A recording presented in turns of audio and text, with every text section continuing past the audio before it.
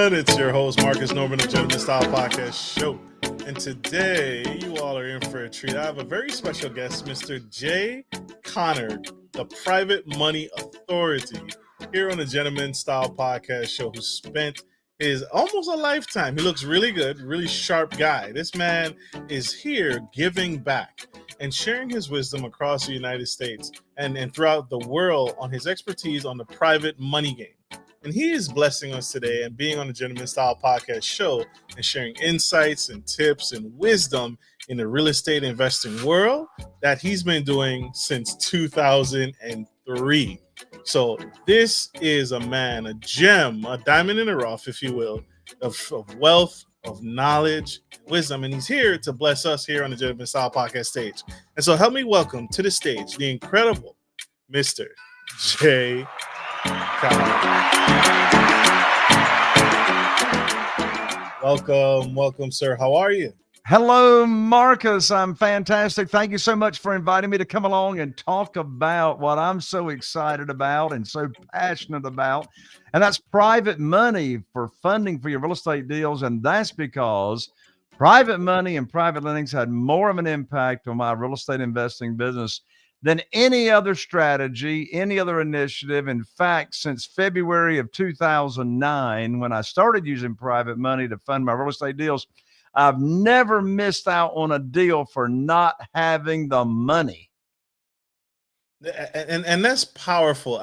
Your history is profound. And you talk extensively at length when you speak to this, when you coach to this. But why private money? And I think there's a story to you because you've had both sides of the fence. You've had traditional banking methods and you've been exposed to that. Why private money versus banking money? Well, there's 20 reasons why I love private money. I'm not going to give all 20 reasons right now, but I'll give you the big ones. First of all, private money, when you borrow private money and you get funding for your real estate deals, you are your own underwriter. Now, this is a very, very important mindset to get straight. The traditional way to borrow money is to go to an institutional lender, a bank, or a mortgage company, which is what I did for the first 6 years that I was in this business from 2003 to 2009. I went to the bank, I went to the mortgage company, I filled out applications. I had to pull up my skirt for the banker to look at my personal assets, pull my credit score. They did appraisals. It was all the traditional way. But think about this 180 degrees opposite direction. Instead of asking for a mortgage, I never asked for money. I've never asked for money since 2009. Instead of asking for a mortgage, I'm offering the opportunity. You see, I've got 47 private lenders that are funding my real estate deals. And of these 47 people, not one of them had ever heard of private money or private lending until I did this. Until I put on my teacher hat, which says private money teacher. And I taught these 47 people what private money is. So as a result, in this world of private money, you as the borrower of the money, you make the rules, you set the terms, you set the interest rate. For example, I've been paying all my private money lenders ever since 2009, a straight 8% with no points, no origination fees, no extension fees. And so first of all, you make the rules. It puts you in the driver's seat. Number two, there's no limit to the number of private lenders you can have. Thirdly, there's no limit to the amount of private money that you can be using. And you see, you're not regulated by the Security Exchange Commission because this is all asset-backed debt, which means your private lenders are not investing money in a fund. They're actually getting their own deed of trust or mortgage, collateralizing every note that they loan money out on. And then in addition to that, we're not limited to accredited investors. One big one is you always, and this is huge, Marcus, you always pick up a big check when you buy the property. You never take any of your own money to the closing table. I mean, the question is, who wants to get paid to buy properties? So you're always able to borrow more than you need for the deal. No appraisals, closing quickly. I make all of my offers on my real estate deals. I can close in 7 days or less. You can't do that with institutional money. In this world, there's never any extension fees. So again, it puts you in the driver's seat to get all the money you would ever want without ever having to ask or apply for a mortgage. What kind of what? And this is huge. This is hard. What kind of credit scores are private money lenders looking for? I know that it sounds too good to be true. What kind of credit scores, though, in this age of credit score aficionados and everyone is trying to repair their credit and up their points, not their points, their credit score. What kind of credit score are private money lenders requiring? That's a great question, Marcus. And here's what's so neat. They're not looking at your credit. In all these years I've been using private money, these private money lenders have never asked to look at my credit score. And here's why. This is not institutional money. What we got to get out of our head is using any kind of traditional lending. You see, here's why. These 47 private lenders had never heard of private money lending until I taught them the opportunity, right? So here's what's important to understand. I never talk about a deal that I need funded in the very first conversation with a potential private lender. Here's a writer downer. Desperation has got a smell to it. So if I'm talking about a deal I need funded and talking with an individual about what private money is and how they can use their investment capital and or how they can use retirement funds that they have and move that money over to a self-directed IRA account where they get tax deferred or tax-free income. If I'm talking about a deal in the same conversation, I'm asking them to make too many decisions and I'm sounding desperate. So first of all, this is important to understand. My 47 private lenders that I've got never even heard of private money until I put on my teacher hat. So what did I do first? I taught them the program. I taught them the opportunity. I taught them what this is without having a deal attached to it. I told them I'm going to pay 8% across the board on any deal that you fund. I taught them the maximum loan to value. So, traditionally, if you borrow money from an institutional lender, they're going to only loan you, say, from 65 to 80% of the purchase price. Well, with these private money lenders, I'm borrowing up to 75% of the after repaired value, not a percentage of the purchase price, but a percentage of the after repaired value. And since I'm buying these properties at a discount, that's why I'm always able to bring home more money than I need to fund the deal.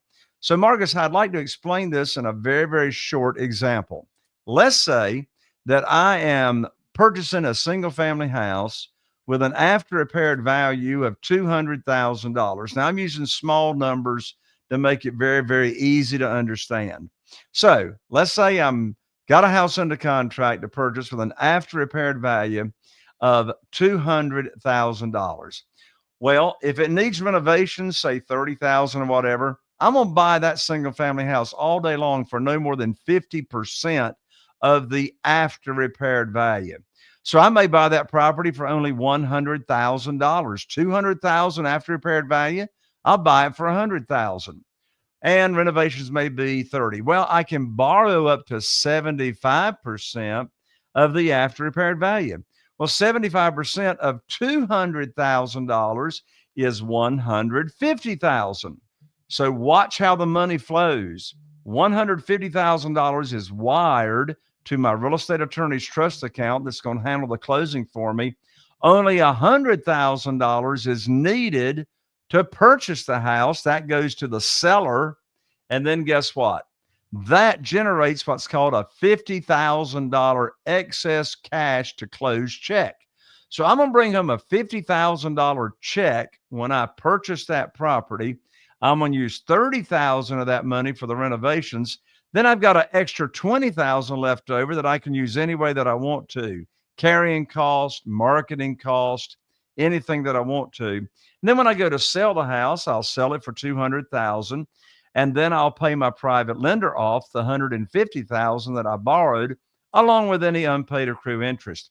So this sort of private money fixes your cash flow problems.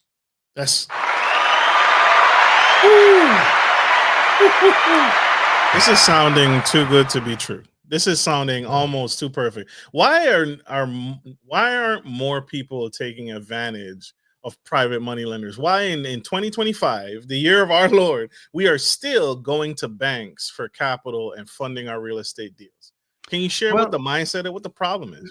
sure. Well, that's why I'm a guest on your podcast, is to get this word out, right? To real estate investors. I mean, the same answer holds true to the question, why do most people walking around never heard of self-directed IRAs? Well, what in the world is a self-directed IRA? A self-directed IRA is a company, also known as a third-party custodian, that the IRS has approved to be a third-party custodian. So what's a self-directed IRA? That's where an individual can take current retirement funds. Maybe they got it in a 401k at a previous employer.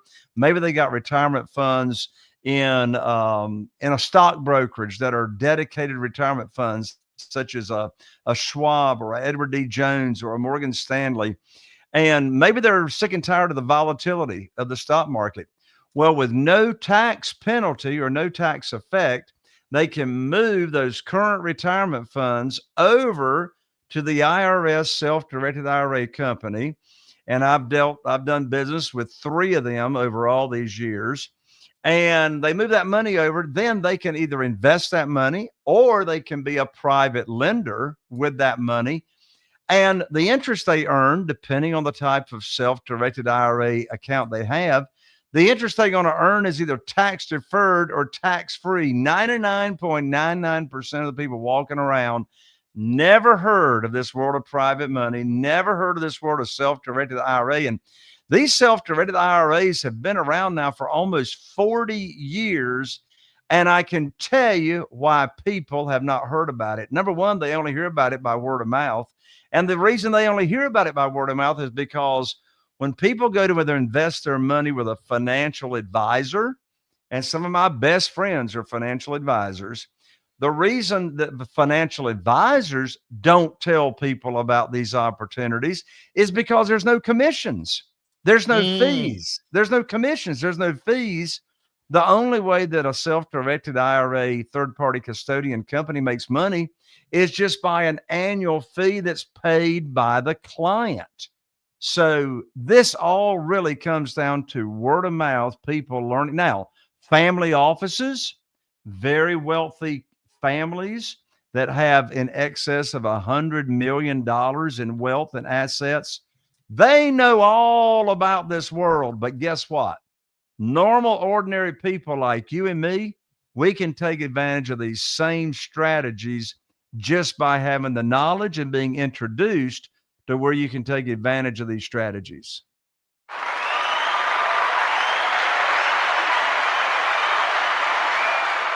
Mr. Connor, I want to dive a little deeper with you. I want to ask, what kind of deals? Is it strictly residential? Is it strictly commercial? Can I use private money to secure a multi-unit or a multi-asset or um, what type of deals? Commercial real estate? Can I purchase commercial real estate? Can I purchase mixed-use properties? One that has a downstairs with a restaurant at the bottom and the residence or upstairs. What kind of deals are people using private money for? That's a great question. It depends on the property. So the bottom line answer is yes, yes, yes, and yes. You can you can use private money. It doesn't matter what asset class of real estate it is. You can use private money to fund your deals, whether it's a single family house, duplex, triplex, quadplex, apartment complex, mixed use, self storage, land, all that can be funded with private money. But here's the difference. Here's the difference. The difference is, are you going to borrow private money for an asset backed debt? And I'll explain that. Or are you going to use private money for a fund? Let me repeat that. Are you going to use private money for an asset backed debt, or or are you going to use private money for a fund? Let me explain the difference. So in this world of single family houses, duplex, triplex, quadplex, in this world of single family houses, this is what we call one-off. What in the world is a one-off? A one-off is you have a single family house or duplex, triplex, quadplex. You have a property that is then borrowing, or that is collateralizing. There's your asset-backed debt. The asset is the single family house. The backed debt means that property is collateralizing the promissory note. So a one-off means you got a property and then you have a private lender, maybe 2 or 3 private lenders that are funding that deal. And each of those private lenders are getting their own promissory note, their own mortgage, or their own deed of trust that is collateralizing their own note, asset-backed debt. There's your single family house. Now, in contrast, let's say you're doing an apartment complex, or let's say you're buying a existing apartment complex and you're going to add value and you're going to flip it in 3 or 5 years. Typically, you would then get a SEC attorney to draw up what's called a private placement memorandum, a PPM, and that's going to cost about $30,000 or so to get that fund established. So then private lenders or investors will invest in the fund, but the fund is not an asset-backed debt. The private lenders or investors are investing in the fund, and then they're going to get a percentage return. And depending on how much they invest, they will get a percentage of the profit on the back end of that commercial property. In the world of asset-backed debt, where you just have private lenders being collateralized, having their promissory note collateralized by a single-family house, they're not going to get a percentage of the profit. They're going to get a straight interest rate, just like putting money in the local bank in a certificate of deposit. So, again, your answer is yes. Private money can fund any kind of real estate, but it depends on whether you're using asset-backed debt or a fund.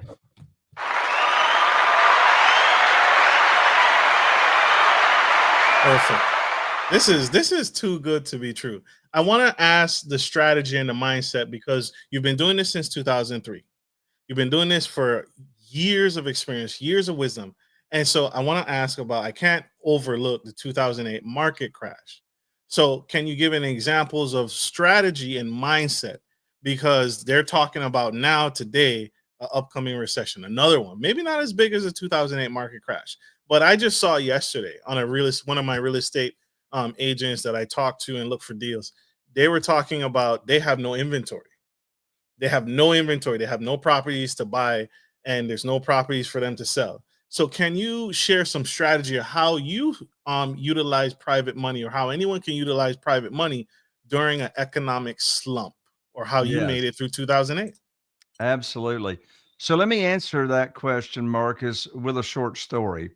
And here's what happened. I remember it like it was yesterday. I was sitting right here at this desk in my office, and it was in January of 2009.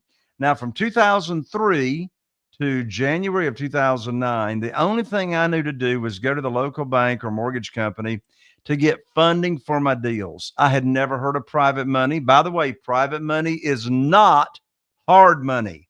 Very big difference. Hard money is a broker of private money lending that they then turn around and broker that money out. In this world of private money, I'm not talking hard money. I'm talking doing business with individuals with no middle person involved. So from 2003 to January 2009, I didn't know anything about private money, but everything changed, Marcus. Everything changed in January 2009. I was sitting right here at this desk.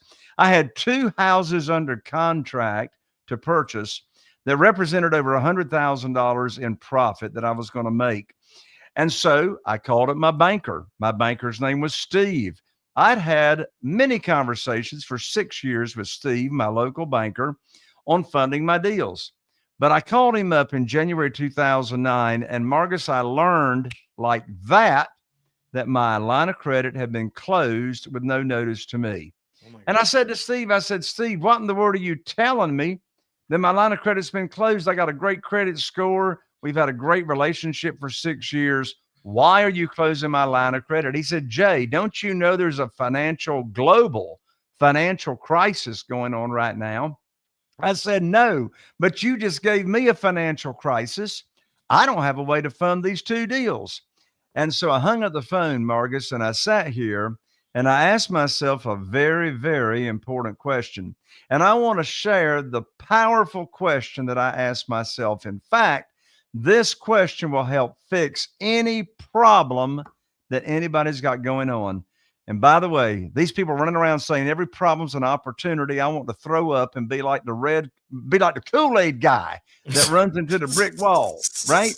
Hey, look, I didn't have an opportunity. I had a problem. Let's face the facts. Now, the problem became an opportunity, as you're about ready to learn here in a second. But anyway, here's the question I asked myself. I said, Jay, now this was right after getting cut off from the bank with no notice. I said, Jay, who, and there's the powerful word, it's not how, it's who. I said, who do you know that can help fix your problem? And Marcus, immediately when I asked myself that question, I immediately thought of Jeff Blankenship, a dear friend. He was living in Greensboro, North Carolina at the time, investing in single family houses. And I called up Jeff and I told him what had just happened with my conversation on the phone with the banker. Jeff said, well, welcome to the club. I said, what club is that, Jeff? He said, that's the club of losing your line of credit at the local bank. He said, my bank shut me down last week. I said, well, Jeff, how you going to get your deals funded? He said, well, have you ever heard of self-directed IRAs? I said, no. He says, have you ever heard of private money? And I said, no. I said, what is private money? He said, well, I'm not sure. He said, but there's a gentleman down in Jacksonville, Florida by the name of Ron LeGrand that can tell us what it is. I said, well, what is it? He says, I don't know, but Ron says we can get a lot of it really, really quick. So Jeff and I went to Ron LeGrand's conference to learn about private money. And I learned about private money. I came back home, and you know what? The first thing I did was I said, I'm not going to ask, beg, sell, or try to persuade or talk anybody into loaning me money. The first thing I'm going to do is decide I'm going to lead with a servant's heart. I'm going to put my program together and my opportunity to where I know I'm going to pay every one of my private lenders that I haven't said anything to yet. I'm going to pay them the same interest rate, 8%. I've been paying them 8% ever since 2009. And I'm going to put together my maximum loan to value that I'm going to not borrow more than 75% of the after repaired value. And therefore, I'm going to protect all my private lenders. I'm going to put together the length of the note, the frequency of the payments, and then I'm going to go about teaching the opportunity without asking anybody for money. I was able to raise $2,150,000 in new funding without it being attached to any deals whatsoever. So, in answer to your question, Marcus, how did I pivot when this change in the market came along? Well, I made a decision. I can go home, put my legs between my tail, and just pout in the corner, or I could find a better and quicker way to fund my deals, which I did with private money. So what happened? You'll recall in 2009, all the foreclosures were still going on and the banks were not loaning money, but you had to have all the cash. Well, in the midst of this challenge and this difficulty, our business tripled in 2009, tripled over what it was because we had all the funding and all the cash available. So, you said a moment ago you were talking to your realtor or real estate agent friend the other day, and there's no inventory. Well, you know what? There is no inventory in the multiple listing service. I haven't bought a single family house in over 5 years since COVID came along. So how in the world do we find these properties? Well, there's a number of ways we find them. All the properties we buy are off market. And here's a few of the top ways we find them. We mail an 8-letter sequence, direct mail sequence, to every family that's facing foreclosure. And this year, it is predicted There's going to be double digits increases in foreclosures this year because of FHA and VA defaults. We direct mail all those people offering solutions as to how we can put money in their pocket and buy their property and get that debt off of them. We also direct mail all inherited properties and people that have inherited these properties to help bring them a solution. We also use 7 different Google pay per lead services of different motivated sellers and the reason that they're looking for us. So between direct mail to inherited properties, foreclosures, and Google pay per lead, we're now able in this market to pick and choose the deals that we want to do. And the secret is to having all the private money lined up, ready to make offers so you don't miss out on any opportunities. You said so much knowledge, so much wisdom. So that's something you need, because in my experience with banking, I have to have the property already eyes on target. You're saying I can secure private money in advance of finding the property. Is that what I heard right there, Dan? You did hear that. So, Marcus, let me ask you a question. I think I know the answer to this question, but let me ask you a question. Have you ever heard the guru on stage get up there in front of real estate investors and say, "Oh, just get the deal under contract. The money will show up." You ever heard that? I have. Or have you ever heard them say, "Oh, just get the deal under contract. Money finds good deals." You ever heard that? Yes, sir. I have. That's the most stupid thing in the world I ever heard in my life. I mean, what's the money going to do? Rain out of clouds. So think about, I mean, it's just so stressful. Ask me how I know. To get a deal under contract and you don't know where the funding is going to come from, think about how many more offers you're going to confidently make when you've got the money already pledged to you, all ready to go, burning a hole in your pocket, and you know you can close in 7 days or less. I would be ecstatic. I would be Yeah, through the roof. exactly. So, Marcus, I'm enjoying visiting with you. And as a result, I want to share with you, Marcus, if I may, with you and your audience, I want to share the exact script that I say to my private lenders when I've got a deal for them to fund, and I get my deal funded 100% of the time. May I share the script? Please Here's the help script. us. So, Marcus, let's do a little setup here. Okay. Let's hypothetically assume that you and I have been friends for some time, and we already know each other, like each other, trust each other. Let's say we go to church together or whatever, right? So we got a relationship, and that's a foundation right there. Now let's also assume that I have put on my teacher hat. All right. Let's assume I put on my teacher hat, and let's assume I have told you about this opportunity of being a private lender, and you like it. You like the 8%. That's a whole lot more money than you can get on a CD at the local bank, which as of today is about 3%. And so you like the return, you like how you're protected, you're going to get a deed of trust to collateralize your note. So you like all that. And let's also assume that you've got $150,000 in a 401k that you had at a previous employer, and you don't like the volatility of the stock market. It's up and down. You don't like that. You would like a steady rate of return. Let's also assume that I have introduced you to the self-directed IRA company that I recommend. And I introduced you to Colin, the rep that gets my deals funded and takes care of all my private lenders. And let's also assume that Colin has helped you, took about 2 weeks. He's helped you move that $150,000 that you had in the 401k over to the self-directed IRA company. No tax effect, no penalties. You just moved that money over. And now you are waiting for what I call the good news phone call, because I told you after you moved the money over, I was going to put your money to work for you just as soon as possible. So that's the setup. That's where we are. Now I'm going to share the script right now to what I call the good news phone call. So I call you up, you answer the phone, we have a little chit chat, and here's exactly what I say. I say, Marcus, I have got great news for you. I can now put your money to work. I've got a house under contract in Newport, North Carolina, with an after repaired value of $200,000. Now, the funding required is $150,000, which matches up to the money you've got at the self-directed IRA company. Now, closing is going to be next Thursday, so I'll need for you to wire your funds to my real estate attorney's trust account by next Wednesday. I'm going to have my real estate attorney email you the wiring instructions. That's the end of the conversation.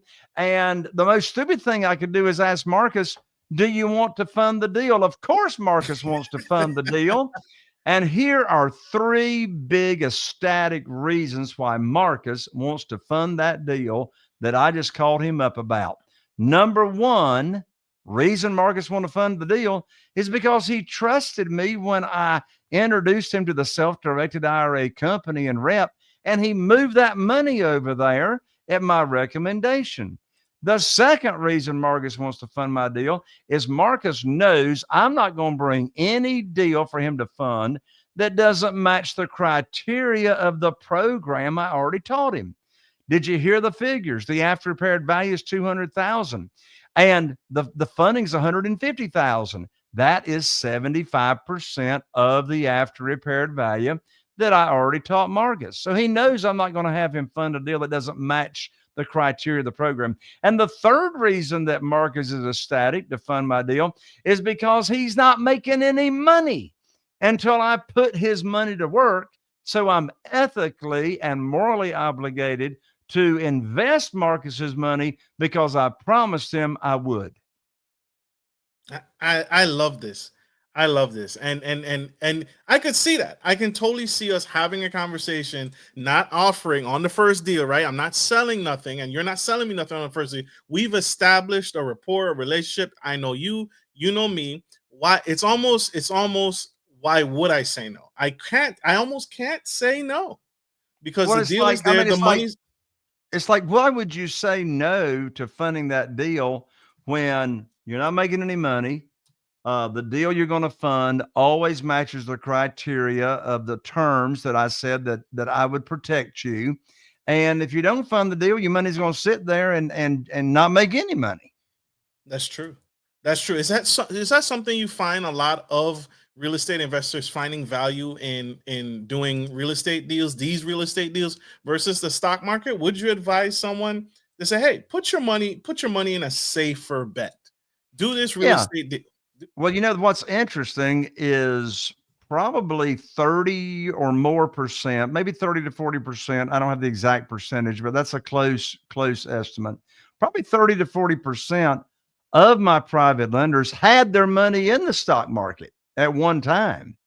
And and you see, the older people get, the more important it is for them to have a set, reliable rate of return versus values of their investment going up and down and up and down. And, some of my older private lenders, they're looking for monthly payments to live off of. They don't want to touch their principal investment amount, but they want that reliable monthly income coming in. And that's really, really important to them the older they get. That makes sense. So I want to ask this because that was my next question. What side is making the most money? Should I be a private money lender or be on the real estate side of things? Because it sounds like you've done both. You've done both, right? You've bought the real estate, you've bought all types of real estate. And now what phase are you in now? Are you in the private money lending business where you're lending out your money instead? And what's better for long-term wealth accumulation? It depends on how involved and how hands-on an individual wants to be. For example, my average profits right now per single family house, and I'm here in a small area, only 40,000 people. I only do 2 to 3 deals a month. But Marcus, our average profit is $86,000 per deal that we do. $86,000, right? And but to make that happen, I got to have a team in place. I got to have the marketing machine turned on. I got to have consistent deal flow coming in. I'm investing over $5,000 a month just on marketing to find motivated sellers. I've got a full-time acquisitionist that's talking to motivated sellers every day on the telephone, negotiating deals for me. I've got relationships with general contractors. I've got a realtor that pulls all the comps for me. I've got a real estate attorney that does all the documentation for me. So I've got a team. I've got a project manager that goes out and does budget sheets. So that takes a team involved to make those kind of profits per deal. But in contrast, a private lender doesn't have to do any of that stuff. A private lender doesn't have to negotiate deals. A private lender doesn't have to oversee renovation projects. A private lender is 100% passive, and all they got to do is sit back, do nothing, and collect checks. It's too easy. It's too easy. This is real life cash. And he even talked about earlier, y'all, walking away with cash at closing to do that marketing, to do that advertising, to get the funnel going. What is your favorite type of investment? I'm being a little selfish right now. What is your favorite type of investment? Is it commercial? Is it residential? Is it multi-unit complexes? Is it the industrial warehouses? What's your favorite type of real estate? I can tell you my favorite and I can tell you my least favorite. My least favorite was a bloodbath that I lost hundreds of thousands of dollars. And that was a new build construction condominium development that I had reservation money on all the units from investors. And it was in 2007. And from the time we started construction and put in the development and started doing the vertical until we were ready to close, the market changed and all my investors went away. So that's my least favorite. What's my most favorite? My most favorite are single family houses, and that can be flipping. I've been flipping houses before people even knew what HGTV was, before they even had their first episode, right? I was flipping before flipping was sexy, right? And so I love flipping because you can get in and out, right? I can get in and out of a deal before the market turns, before the market changes, right? My other favorite strategy is buying a single family house creatively, say subject to the existing note where the seller leaves the mortgage in their name and I make the payments and now I own the property. And then I sell that single family house on lease purchase or rent to own. And now that renter is responsible for all the repairs. And they also gave me a 10 or 20,000 non-refundable lease option deposit when I sold it. Well, since that's going to be for the long term, I don't care what the value of real estate does, right? So again, to get the large $86,000 average profit, that's in and out of a property within 6 to 9 months before the market can turn and change on you. That's fair. That's fair. I need your help figuring out mindset, because to do all of this, it doesn't require rocket science. You don't need to be an engineer. You don't need to be rocket scientists, although those type of people are in real estate investing. But what kind of mindset makes a successful private money lender? What kind of mindset do I need to have before I schedule a consultation with you and your team and reach out to you and your team to get started? What kind of mindset shift needs to occur? I can answer your question in one word, and here it is: resilience.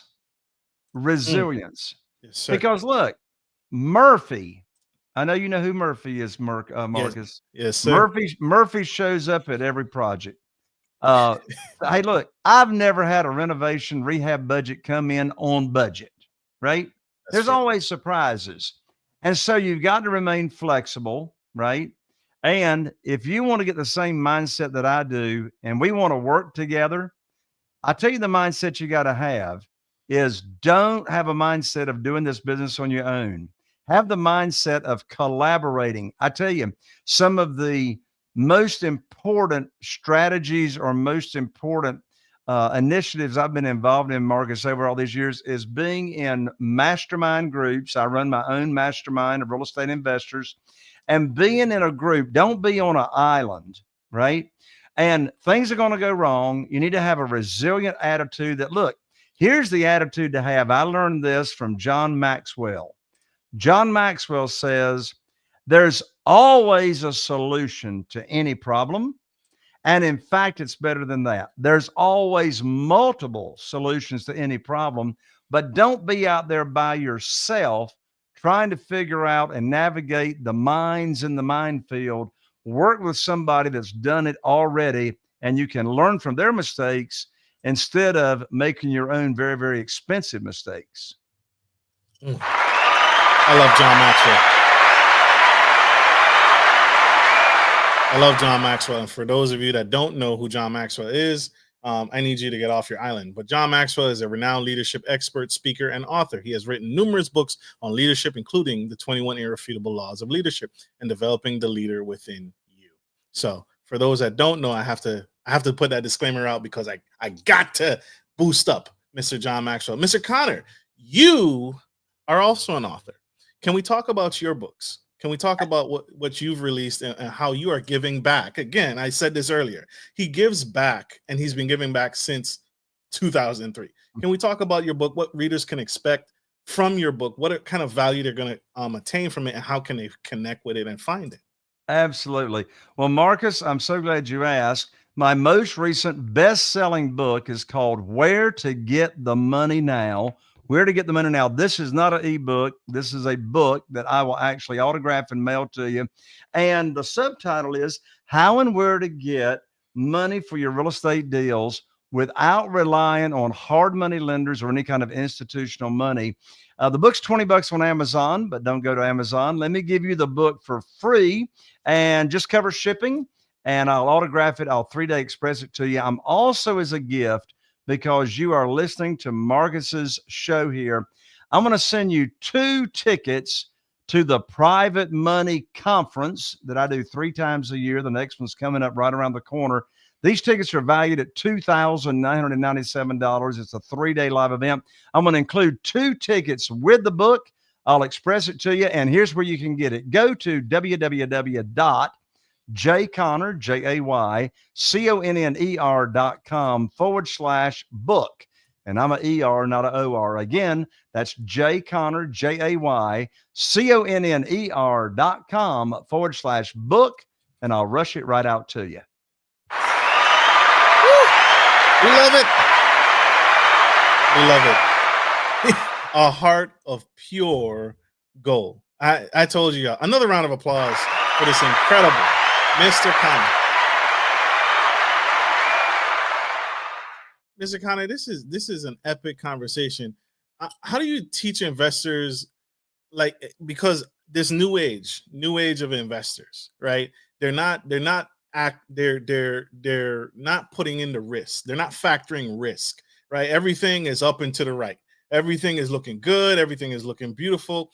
How do you mitigate risk in your private money deals? Because that's a real issue. Like you said, you're never going to meet the cost of those repair values that you're adding to that property. And so the private money lenders, I'm sure, want to know how you're going to mitigate their risk of them investing in you and investing in this deal. How do you mitigate risk in that factor? That's a great question. How in the world do you mitigate risk? Well, there's 2 kinds of risk you want to mitigate. You want to mitigate the risk for your private lender, and you want to mitigate the risk for yourself. Let me give you the answer to both of those. First of all, how do you protect your private lender and mitigate their risk? And here's the answer. Do not borrow, and this is in the world of single-family houses, do not borrow more than 75% of the after repaired value. That's going to give your private lender what I call a 25% equity cushion. In the example we talked about earlier, if you have a house with an after repaired value of $200,000, do not borrow more than $150,000. That gives your private lender a very, very large equity cushion to protect them in case there's some kind of market change. Now, how do you mitigate your own risk in being the operator and the investor? And here's the answer. The answer is not in estimating repairs perfectly, because repairs and renovations never come in on budget. The magic is in the offer. The magic is in the offer. When you're paying all cash, do not use your emotions to decide on what your maximum offer is going to be.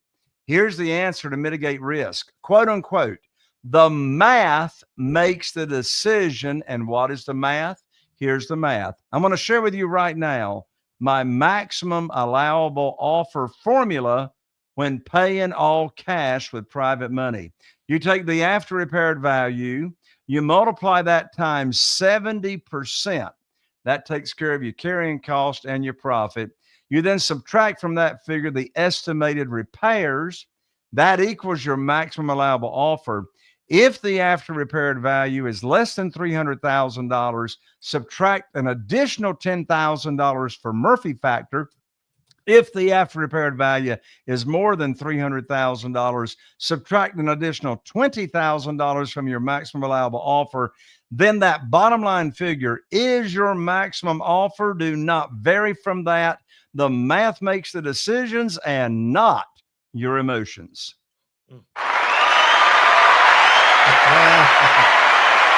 Keep your emotions out of this. This is not an emotional buy. Investors are not investing in your emotions. They're investing in a deal. Make the deal make sense and mitigate the risk. I often get scared away, and I can imagine, Mr. Connor, you get approached all the time with investors that are always coming to you with the deals. What are some things that I think the coffee date is played out? I think inviting someone at your status, at your level, out to dinner is played out. What are some unique ways that someone who may not have the knowledge yet, right? They're buying your book, but they don't necessarily have the knowledge, but they want to learn from you and maybe go partner with you on a deal. Is that an option with the private lending space? Probably not, I imagine. But what are some options someone can do who wants to learn from you? Right. Yeah. So yes, I don't partner on deals. However, Yep. the quickest way, in addition to reading my book about how to get private money very quickly, is take advantage of the 2 tickets that I'm offering here with my book to get to the Private Money Conference. But so you don't have to wait for one of those times 3 times out of the year, I'm going to give your audience another gift, Marcus. I have what's called the Private Money Membership. I've got about 300 members in the membership, and I go live on Zoom every month, the second and fourth Wednesday afternoon at 4 p.m. Eastern Time for Private Money Academy members. And I answer private money questions. We talk about structuring deals. We talk about anything that the Private Money Academy members want to talk about. I'm going to give your audience a 30-day free trial right now to come into the Private Money Academy membership. Go to www.jayconner.com/trial. Again, that's jayconner.com/trial. Come and hang out in the Private Money Academy membership. If you like it, no, not trail, trial. Forgive me.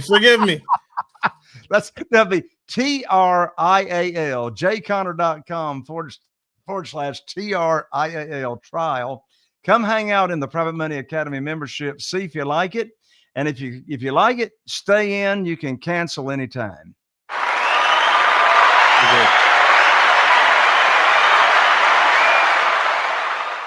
Mr. Connor, how do you feel about technology? Today's age, technology is everywhere. You got cryptocurrency, blockchain technology, chat GPT, all this technology all over the place. How do you feel is that going to be a disruptor to the private money game, or is that going to be an enhancer to how private money lenders decide on whether to lend out money to deals or not?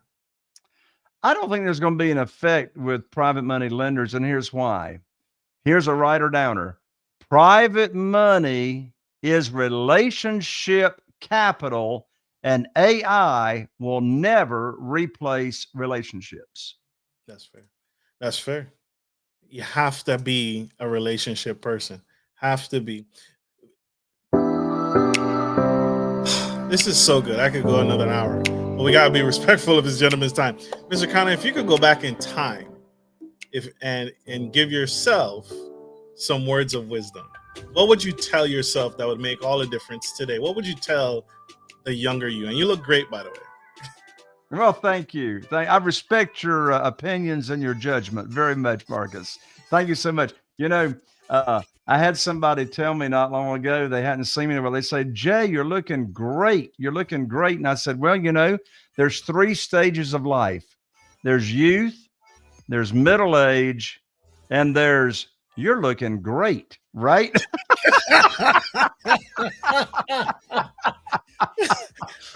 Hey, Marcus, you can use that, by the way. That can be yours. That can be yours.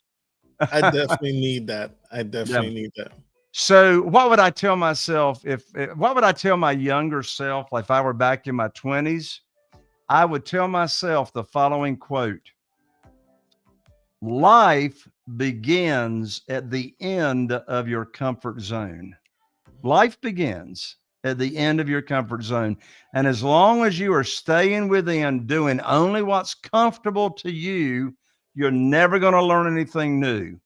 Growth takes place in the valleys.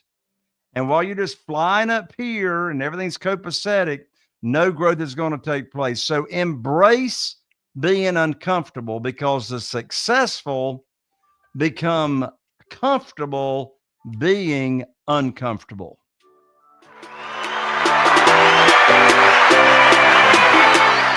Incredible. We gotta let this incredible gentleman go. He has many more lives to change, many more deals to close, and many more people to help in this world. So, Mr. Connor, I want to say this to you publicly: never give up, sir. We need you. We need what you're doing. Thank you. Thank you, Marcus, for having me. God bless you. Absolutely. Thank you. God bless you. And thank you all for tuning into the Gentleman Style Podcast Show. I hope this was helpful. I hope this was insightful. And if you learn nothing else, reach out and I will get you to Mr. Connor, because he is absolutely phenomenal. He's changing the world for the better, and he's helping you build legacy and build a foreseeable future. Not all hope is lost. You can do it. And we can get you the man, the myth, the legend, Mr. Connor himself. Like we end every show, take care of your friends, take care of your family, and always take care of business. This is Marcus, your favorite gentleman, and the grand poobah of private money lending, Jay Connor, signing off. Love you guys. Bye.